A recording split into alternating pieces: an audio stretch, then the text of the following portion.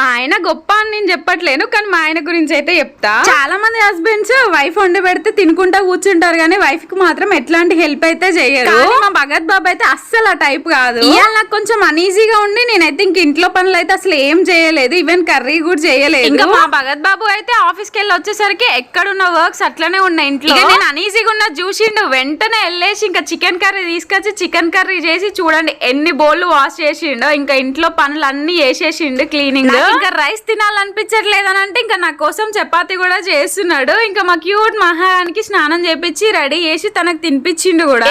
ఇంకా ఆయన వచ్చేసరికి అట్లనే మహావాడికి తినిపించకుండానే ఉన్నావా? అరే నేను ఎట్లాంటి సిచ్యువేషన్ లో ఉన్నా కూడా మా మహావాడి కడుపు నింపంది నేను అస్సలు ఉండనని చెప్పిన కదా. మార్నింగ్ మా భగత్ బాబు ఆఫీస్ కి వెళ్ళేటప్పుడు టిఫిన్ తినిపించేసిండు. ఇంకా ఆఫ్టర్నూన్ కి వస్తే మా పక్కనే మా అక్కుండిద్ది కదా, ఇంకా రైస్ కర్రీ వేస్తే నేను తినిపించేసిన. పెయిన్ఫుల్ సిచ్యువేషన్ లో ఉన్నా మా మహావాడి కడుపు అయితే కంపల్సరీ టైం కి నింపాలి. ఇంట్లో లేనప్పుడు మీ ఆనల్ పని చేస్తారా లేదా కామెంట్